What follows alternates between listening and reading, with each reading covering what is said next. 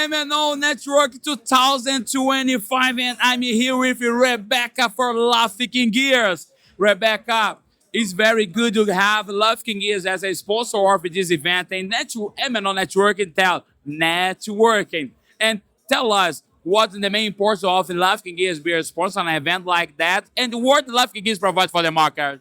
You know what? MNO is a very important part for Lufkin. We are Lufkin, part of Baker Hughes, and a company of Baker Hughes. And MNO help us to connect with our customers in Brazil, such as Modec, SBM, Braskem.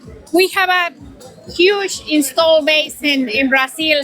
And what MNO is doing in events like this one and the ones that we have in Brazil is to connect us with those key customers. So, yes, very happy to be here.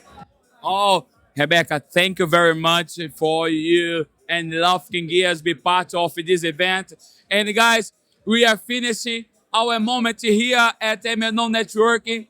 Thank you very much for your attention. Thank you very much for your patience with us. And I expect that the next year, you're gonna be here at Houston with us. Houston 2026. We are waiting for you. Let's go.